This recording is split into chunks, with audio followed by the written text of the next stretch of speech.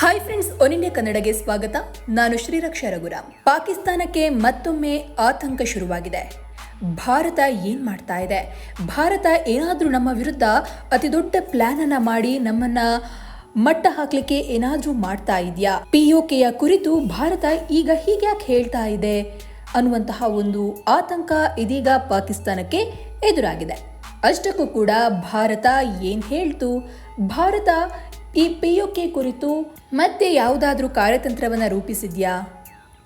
ಜೈಶಂಕರ್ ಅವರು ಹೇಳಿದಂತಹ ಆ ಮಾತು ಪಾಕಿಸ್ತಾನಕ್ಕೆ ದಿಗಿಲು ಹುಟ್ಟಿಸಿದ್ದು ಯಾಕೆ? POK ಮತ್ತೆ ಭಾರತಕ್ಕೆ ಸೇರುತ್ತಾ?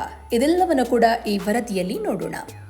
ಸ್ನೇಹಿತರೆ, ನರೇಂದ್ರ ಮೋದಿಯವರು 3ನೇ ಬಾರಿಗೆ ಅಧಿಕಾರಕ್ಕೆ ಬಂದರೆ, ಅದು ಕೂಡ 400 ಸೀಟನ್ನು ನೀವು ನಮಗೆ ಕೊಟ್ಟರೆ POK ಭಾರತದ ಭಾಗವಾಗುತ್ತೆ ಅಂತ ಹೇಳಿ ಎಲೆಕ್ಷನ್ ರಿಸಲ್ಟ್ ಅಥವಾ ಎಲೆಕ್ಷನ್ ನಡೆಯೋಕ್ಕಿಂತ ಮುಂಚೆ, ಲೋಕಸಭಾ ಎಲೆಕ್ಷನ್ ಆಯ್ತಲ್ವಾ ಈ ಬಾರಿ, ಆ ಎಲೆಕ್ಷನ್ ನಡೆಯೋಕ್ಕಿಂತ ಮುಂಚೆ ನರೇಂದ್ರ ಮೋದಿ ಆ್ಯಂಡ್ ಟೀಮ್ ಅವರ ಒಂದು ಸ್ಲೋಗನ್ ಇದಾಗಿತ್ತು.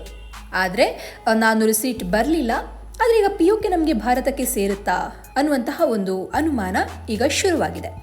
ಸ್ನೇಹಿತರೆ, ರಾಜನಾಥ್ ಸಿಂಗ್ ಅವರು ಜಮ್ಮು ಕಾಶ್ಮೀರಕ್ಕೆ ಭೇಟಿ ಕೊಟ್ಟಿದ್ರು. ಜಮ್ಮು ಕಾಶ್ಮೀರದಲ್ಲಿ ಇದೀಗ ವಿಧಾನಸಭಾ ಎಲೆಕ್ಷನ್ ತುಂಬ ಚುರುಕನ್ನು ಪಡೆದುಕೊಳ್ತಾ ಇದೆ. ಎಲ್ಲ ಪಕ್ಷಗಳು ಚುನಾವಣೆ ಹಿನ್ನೆಲೆಯಲ್ಲಿ ಭರ್ಜರಿ ಪ್ರಚಾರವನ್ನು ನಡೆಸ್ತಾ ಇದೆ.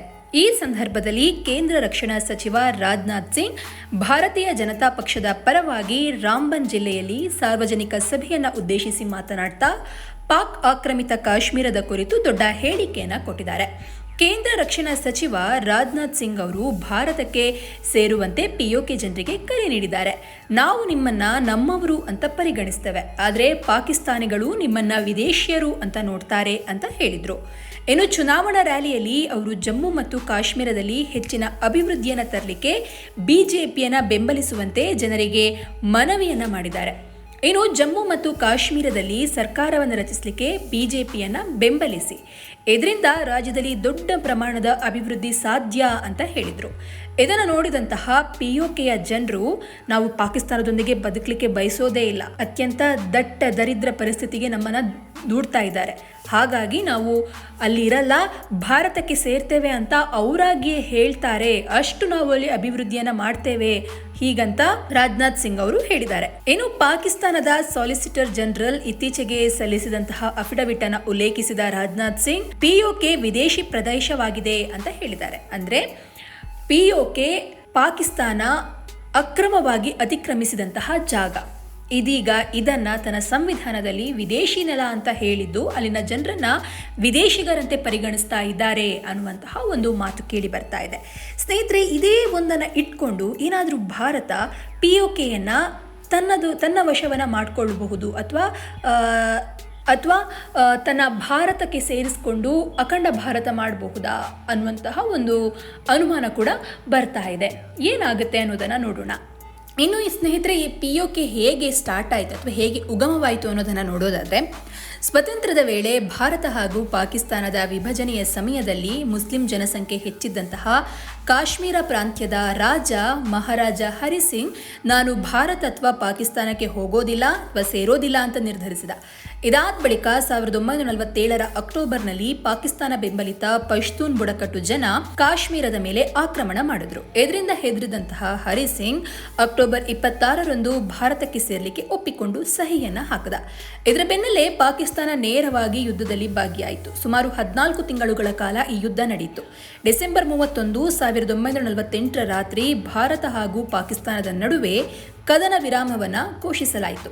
ಇದರ ಬೆನ್ನಲ್ಲೇ 1949 ಜನವರಿ 1 ಎರಡೂ ರಾಷ್ಟ್ರಗಳ ನಡುವೆ ಕದನ ವಿರಾಮ ರೇಖೆಯನ್ನ ಜಾರಿಗೊಳಿಸಲಾಯಿತು. ಆಗ ಜಮ್ಮು ಕಾಶ್ಮೀರದ ಸುಮಾರು 13,297 ಚದರ ಕಿಲೋಮೀಟರ್ ಪ್ರದೇಶ ಪಾಕಿಸ್ತಾನಿ ಪಡೆಗಳ ನಿಯಂತ್ರಣದಲ್ಲಿದ್ದರಿಂದ ಅದರ ಮೇಲೆ ಪಾಕಿಸ್ತಾನ ಅಕ್ರಮವಾಗಿ ಅಧಿಕಾರವನ್ನು ಚಲಾಯಿಸ್ತಾ ಇದೆ.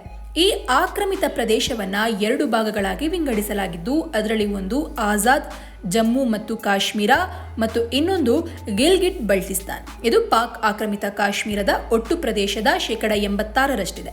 ಮುಂದಿನ ವರ್ಷಗಳಲ್ಲಿ ಪಾಕಿಸ್ತಾನ ಚೀನಾ ತನಗೆ ನೀಡಿದ ನೆರವಿನ ಬದಲು ಗಿಲ್ಗಿಟ್ ಬಲ್ಟಿಸ್ತಾನ ಕೆಲವು ಭಾಗಗಳನ್ನು ಚೀನಾಕ್ಕೆ ಬಿಟ್ಟುಕೊಟ್ಟಿದೆ.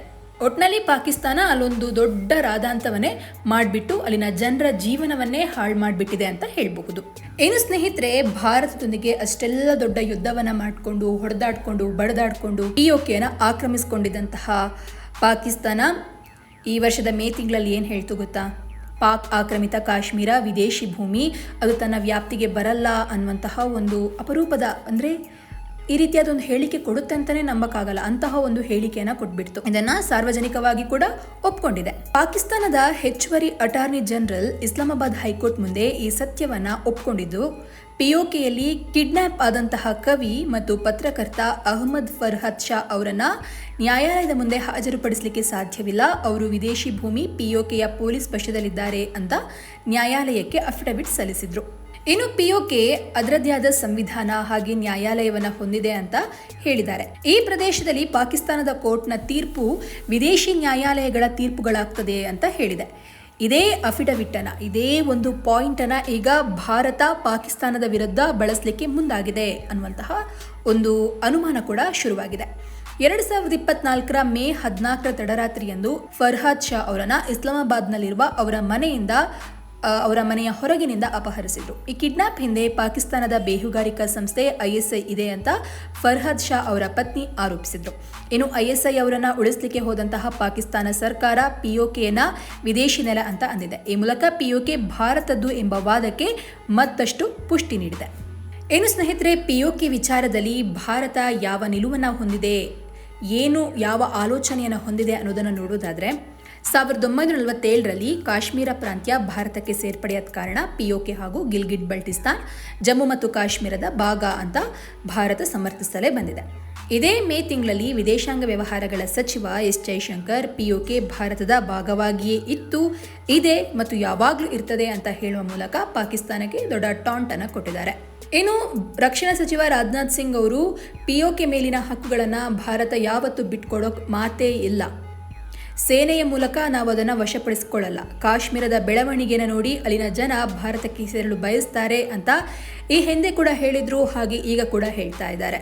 ಆದರೆ ಸ್ನೇಹಿತರೆ, ನನಗೂ ಸೇರಿ ನಿಮಗೂ ಎಲ್ರಿಗೂ ಒಂದು ಪ್ರಶ್ನೆ ಬರುತ್ತೆ, ಭಾರತದ ಭಾಗ ಅಂತ ಹೇಳಿದ್ಮೇಲೆ ಭಾರತ ಇಷ್ಟು ಸಮಯ ಯಾಕೆ ಬಿಟ್ಟು, ಅಂದರೆ POK ಅಂತ ಹೇಳಿ ಅದನ್ನು ಹಾಗೆ ಗುರುತಿಸಲಿಕ್ಕೆ ಬಿಡ್ತಾ ಇದ್ದಾರೆ, ಪಾಕ್ ಆಕ್ರಮಿತ ಕಾಶ್ಮೀರವಾಗಿ ಯಾಕೆ ಬಿಟ್ಟಿದ್ದಾರೆ ಅನ್ನುವಂತಹ ಪ್ರಶ್ನೆ ಮೂಡಬಹುದು.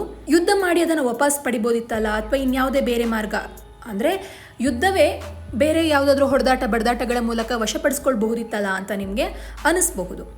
ಆದರೆ ಪಾಕ್ ಆಕ್ರಮಿತ ಕಾಶ್ಮೀರ ಮರುವಶಕ್ಕೆ, ಅಂದರೆ ಮತ್ತೊಮ್ಮೆ ವಶ ಮಾಡ್ಕೊಳ್ಳಿಕ್ಕೆ ಯುದ್ಧ ಮಾರ್ಗವಲ್ಲ ಅಂತ ತಿಳಿದವರು ಹೇಳ್ತಾರೆ, ಅಥವಾ ತಜ್ಞರು ಹೇಳ್ತಾರೆ. ಅಲ್ಲಿನ ಜನರು ಯಾವ ದೇಶಕ್ಕೆ ಸೇರ್ತೇವೆ ಅಂತ ಬಯಸ್ತಾರೋ ಆ ದೇಶಕ್ಕೆ ಸೇರಬಹುದು ಎಂಬ ನಿಯಮವನ್ನು ಪಾಕಿಸ್ತಾನ ಜಾಗತಿಕ ವೇದಿಕೆಗಳ ಮೇಲೆ ಮುಂದಿಟ್ಟಿದೆ.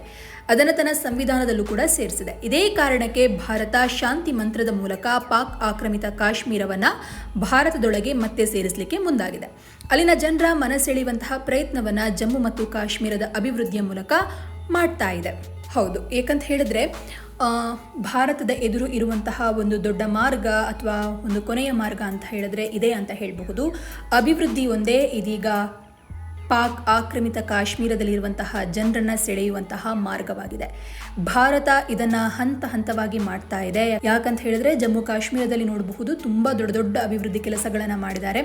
ಈ ಅಭಿವೃದ್ಧಿ ಕೆಲಸಗಳನ್ನ ನೋಡಿಕೊಂಡು ಅಲ್ಲಿನ ಜನರು, ಅಂದರೆ POKಯ ಜನರು ಭಾರತಕ್ಕೆ ಸೇರುವಂತಹ ದಿನ ಹೆಚ್ಚು ದೂರ ಇಲ್ಲ ಅಂತ ಅನಿಸ್ತಾ ಇದೆ. ಯಾಕಂತ ಹೇಳಿದ್ರೆ ಅಮಿತ್ ಶಾ ಆಗಿರಬಹುದು, ರಾಜನಾಥ್ ಸಿಂಗ್ ಆಗಿರಬಹುದು, ಬೇರೆ ಬೇರೆ ನಾಯಕರು ಕೊಡುವಂತಹ ಹೇಳಿಕೆಗಳು ಇದಕ್ಕೆ ಇನ್ನಷ್ಟು ಪುಷ್ಟಿಯನ್ನು ಕೊಡ್ತಾ ಇದೆ.